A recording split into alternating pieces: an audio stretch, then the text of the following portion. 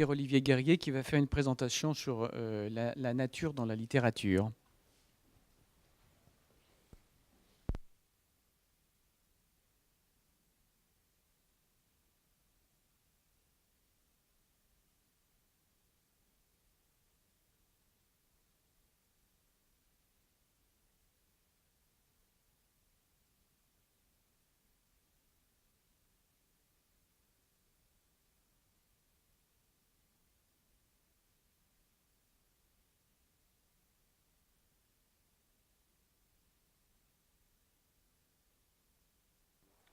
Alors c'est une recherche en cours que je vais essayer de simplifier autant que possible, euh, qui jusqu'alors s'est centrée sur une période qui va de l'Antiquité à la Renaissance, et je vais essayer de l'élargir jusqu'à la modernité. Ce que je veux dire, d'abord, c'est que je ne suis pas linguiste, il y en a dans la salle, je n'aurai pas cette prétention, et donc je ne vais pas du tout parler des problèmes de langue naturelle, parce que je n'y connais pas grand-chose. Euh, J'ai appelé ça la tradition du discours naturel hein, dans l'espace des lettres, lui-même étant à historiciser et à problématiser dans ce sens-là, dans un sens historique. Dans l'espace des lettres, l'espace littéraire ou les lettres françaises, je n'ai pas employé du coup l'expression d'écriture naturelle, ce qui aurait été possible aussi à dire vrai, et ça a été fait par exemple par Jacques Derrida. Hein. Mais disons que cette expression de discours naturel me semble plus englobante parce que ça peut également inclure des pratiques rhétoriques orales au départ et qui se sont petit à petit ont été mises par écrit à l'époque de l'imprimerie. Alors cette tradition n'est ni à rapporter justement au mythe d'une langue naturelle première, par exemple la langue d'Adam, ni à un quelconque cratilisme, celui du personnage éponyme du dialogue platonicien. Ne prétendant pas voir dans le mot une chose, elle reste un conventionnalisme, un logocentrisme, c'est-à-dire conscient de l'arbitraire du signe, donc de l'ordre de la culture, mais elle nourrit malgré tout le désir de rapprocher le langage de la nature, ce qui l'éloigne du coup du nominalisme. Dans ses avatars dans l'histoire, elle conçoit le discours comme miroir de la nature ou des choses, voire encore de l'âme ou de la parole vive. Elle implique toute une série de propriétés et de paramètres, des fondements de type philosophique, métaphysique ou spirituel, un rapport spécifique à l'écrit qui vient problématiser, à mon sens, tout autant la question de sa production que celle de sa réception. Une position décalée enfin par rapport aux formes et aux canons de la rhétorique, de la poétique, voire de la stylistique, c'est-à-dire de toutes les disciplines qui, dans l'histoire, ont entendu réguler et orienter le discours dans le sens de l'art. Le paradigme fondateur me semble être, je ne suis pas le premier à le dire, hein, Platon, pas le Cratyle, mais le Phèdre. Lors de sa déambulation en début d'Athènes, Socrate y oppose la mauvaise façon de parler ou d'écrire, celle du sophiste ou logographe, à la bonne du sage ou du philosophe. Plus tard, il se déclare étranger à l'art oratoire mensonger de Lysias. Pour lui, prôner un discours semblable à un être vivant, organique, si l'on peut dire, sur le modèle de Périclès. Cette conception va jeter pour longtemps le discrédit et sur la rhétorique. C'est le mythe de Teute, hein, le père de l'écriture, qui intervient un peu plus loin dans le Phèdre de Platon que les passages que je viens de mentionner, c'est-à-dire sur l'agent de fossilisation de la parole vive. Nous avons là, cela dit, un paradigme fondateur d'une sorte de continuisme qui fait du discours le miroir de la nature, puis de l'âme qui la reflète, dans une sorte de transparence parfaite. Une position, si l'on veut, pour reprendre ce que je disais au début et la mise en place, située entre Cratyle et Hermogène, et qu'on pourrait en conséquence qualifier de conventionnalisme naturel. Second lieu que je vais privilégier, Homère et ses lectures. Dès la rhétorique, Aristote célèbre les mots du poète, donc Homère, qui, je cite la traduction française, peigne quand il signifie les choses en actes, ce notamment chez Aristote au moyen de la métaphore. La thèse aura une fortune considérable. Plutarque, dans un traité, le traité sur les oracles de la Pythie, hein, De Pythiae Oraculis, la reprend en dotant en plus les termes aristoteliciens d'un caractère volatile et dynamique. Aristote, sous les dires, c'est ma première citation là-haut, avait l'habitude de dire qu'Homère était celui seul qui faisait des noms et des termes qui avaient mouvement pour la vivacité de leur expression. On ne compte pas les auteurs qui, à la Renaissance, vont reprendre tout cela, Ange Policien, Rabelais dans le Quart-Livre et Montaigne, qui écrit dans les Essais, c'est la deuxième citation, « Ces paroles, selon Aristote, sont les seules paroles qui aient mouvement et action, ce sont les seuls mots substantiels. » Alexandre le Grand, ayant rencontré parmi les dépouilles de Darius un riche coffret, ordonna qu'on lui réserva pour y loger son Homère, disant que c'était le meilleur et plus fidèle conseiller qu'il eût en ses affaires militaires. Il y a là un déplacement par télescopage, finalement, intertextuel, puisque Montaigne, aux différents relais antérieurs, va ajouter la notion de substance, qui confère donc aux paroles homériques une densité sémantique, en les constituant, il faut le noter ici, dans ce contexte, un réservoir de connaissances, ce que confirme cette image du coffret qui est tirée d'un autre traité de Plutarque, cette fois-ci non pas dans les Moralia, mais l'autre aspect de son œuvre, les vies parallèles, vie des hommes illustres. Cette théorie naturaliste ou conception naturaliste va imprégner la culture latine et innerver les traités rhétoriques et poétiques, là pour le coup. Macrobe dans les Saturnales, Quintilien, peut-être surtout, ou plus encore, dans l'institution oratoire, va développer la notion d'énergeia du discours perçu comme vivant, vif et apte du coup à frapper l'auditeur. Il y a là néanmoins, il faut le noter, un transfert sur le plan des arts de la parole ou de la poésie, par conséquent, d'un modèle dont les soubassements étaient plutôt métaphysiques et philosophiques. Ce discours comme miroir de l'âme, expression bien connue, va rapidement de fait devenir un topos, et tous les effets de présence, ce qu'on nomme les effets de présence, vont être soigneusement codifiés par la rhétorique et la poétique. On trouve par exemple dans cette rhétorique, disons, cicéronienne et romaine et de Quintilien, le sermo pedestris, humilis, fortuitus, c'est-à-dire le discours à l'aventure, qui devient une technique, en quelque sorte rhétorique, voire une technique poétique, ce qui va être consacré par Horace dans son art poétique, avec l'équivalence qu'il tisse entre poésie et peinture, la poésie comme une peinture, quelque chose de vif, dans le Ut Pictura Poiesis.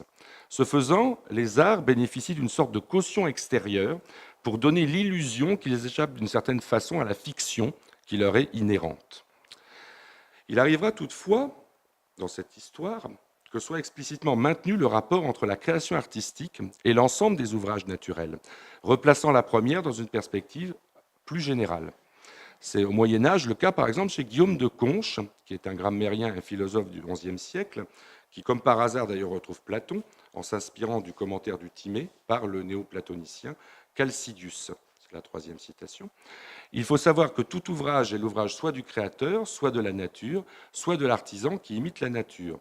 L'ouvrage du créateur est la création première sans matière préexistante, telle la création des éléments et des esprits, et encore ce que nous voyons arriver contre le cours habituel de la nature, comme le fait qu'une vierge enfante, etc. Même chose, à peu de choses près, chez Jean de Salisbury, un siècle plus tard, qui insiste encore davantage sur les créations de l'esprit, dans son Métallogicon, et voit la convention elle-même comme une imitation de la mère nature. Les langues foncièrement arbitraires, c'est à l'époque qu'on trouve l'expression ad placitum, elles sont forgées à plaisir, elles sont conventionnelles, comme le lieu malgré tout de l'œuvre de cette nature, au même titre que la grammaire, et à sa suite, la poésie. C'est ma citation suivante, je la laisse de côté, je viens de la gloser.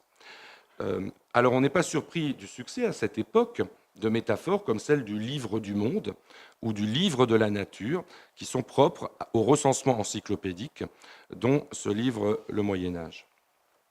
La Renaissance, parce qu'elle entreprend de renouer le lien distendu entre rhétorique et philosophie depuis Platon, il y a l'épisode de la seconde sophistique, enfin je passe, ou la spiritualité, parce que les débats antérieurs qui ont beaucoup agité le Moyen-Âge sur les res et les verba, les mots et les choses, autrement dit, y trouvent un souffle nouveau, parce que l'imprimerie efface avec peine les traces de l'ancienne civilisation orale, encore bruissante justement dans les textes écrits, parce que la poétique aristotélicienne, c'est-à-dire une théorie de l'art poétique dont le soubassement est philosophique bien davantage que la théorie horacienne qui avait prédominé et qui va prédominer une grande partie de la Renaissance, enfin française, et donc la théorie de la mimésis vont se diffuser petit à petit en 1540, cette période qu'est la Renaissance figure à un moment charnière dans l'histoire de ce qu'un critique a pu appeler l'écriture comme présence.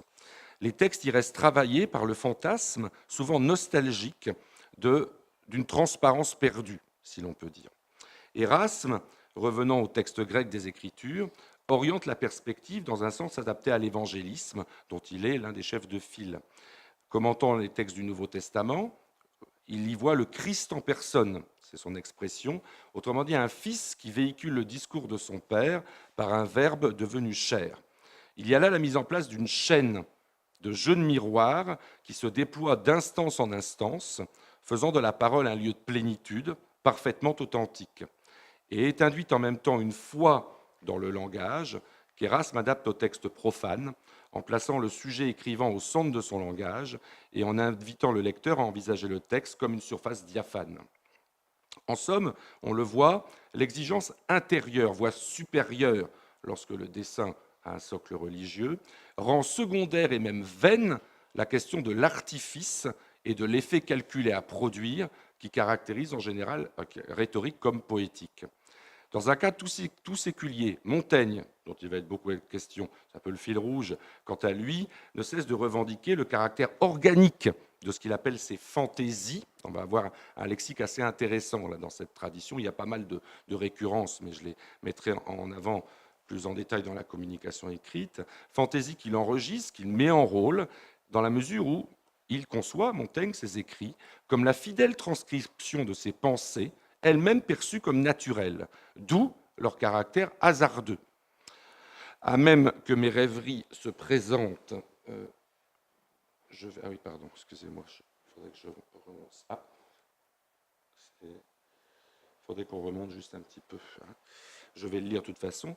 À même que mes rêveries se présentent, je les entasse. Tantôt elles se pressent en foule, tantôt elles se traînent à la file. Il faudrait juste relever si c'était possible. Voilà, comme ça. Voilà ce qui est en bas. Vous voyez? Ça va? Jusqu'au bout, on peut remonter encore. Théoriquement. C'est trop long. Ah, c'est trop long. Bon, je vais la lire celle-là, c'est pas grave. Comme ça vous évite. Oui. Je veux qu'on voit mon pas naturel et ordinaire, aussi détraqué qu'il est. Je me laisse aller comme je me trouve. Aussi ne sont-ce pas ici matière, dans les essais, qu'il me soit permis d'ignorer, et d'en parler casuellement et témérairement, casuellement venant de casus, cadere, tout ce qui tombe, qui est donné à l'aventure. Montaigne a ceci d'original dans le champ des lettres, c'est qu'il inscrit le plan d'immanence, si l'on peut dire, au sein de l'espace du texte. Il consigne d'heure en heure, de minute en minute, ce qui advient à sa pensée. Alors on va y trouver, bien entendu, c'est un homme de lettres, des enchaînements familiers et semblables à ceux des œuvres savamment agencées, calculées. Mais c'est l'intention qui détermine la convocation des matériaux qui est ici différente. La fidélité à soi et au projet, la bonne foi. Il ouvre son livre en écrivant « C'est ici un livre de bonne foi, lecteur », revendiqué dès la vie inaugurale, exige une sorte de lâcher-prise par rapport aux ordres des discours accrédités. Montaigne sait bien, c'est justement là notre zone, le fossé, qui toujours séparera le texte de son équivalent oral, de la parole, voire de la nature.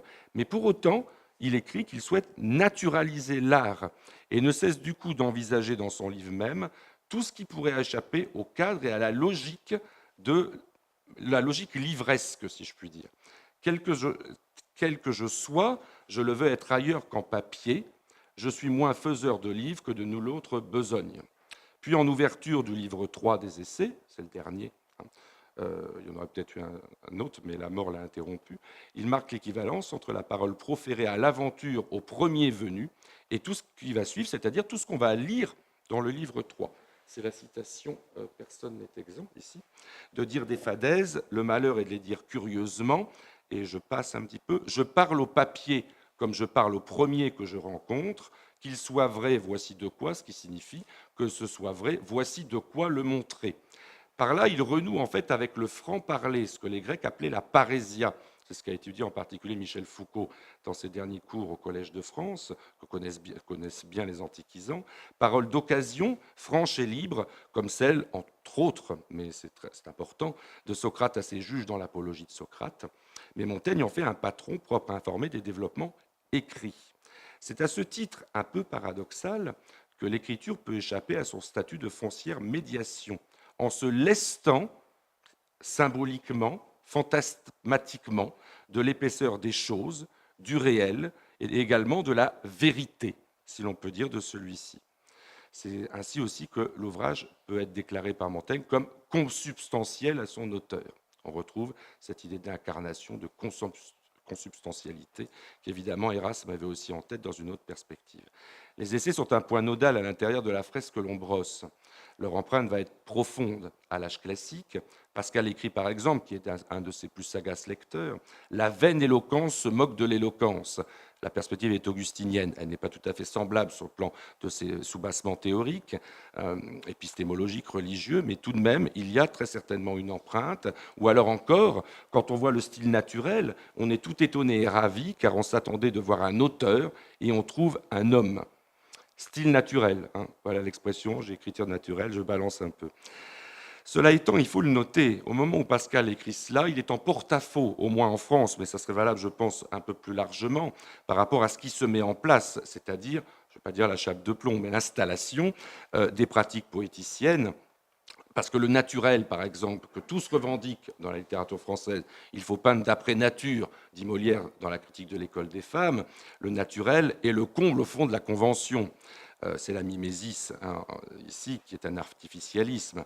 Pareille imitation ne saurait être prise pour un naturalisme, puisqu'elle implique esthétisation.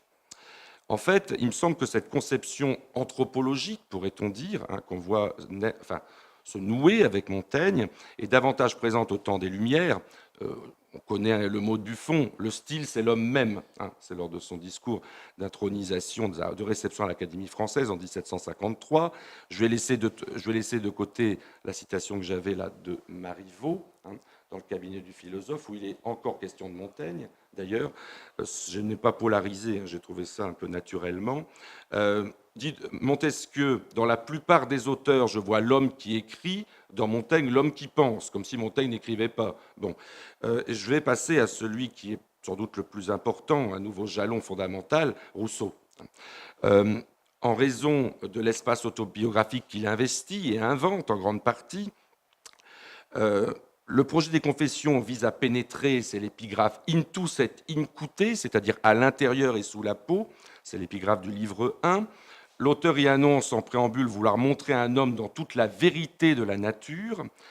Il conçoit aussi l'écriture du coup, mutatis mutandis, comme s'adaptant à l'âme sensible, soucieux ainsi de retrouver le pli originel que la société a corrompu, selon la thèse du discours sur l'origine des inégalités. Par ailleurs, si on regarde sur le plan formel, la reconstitution linéaire conduite dans les Confessions est ainsi souvent brisée par les émotions du narrateur adulte, par un rythme halogène qui vient perturber le fil du discours quand elle n'est pas ordonnée à faire revivre le passé et le souvenir.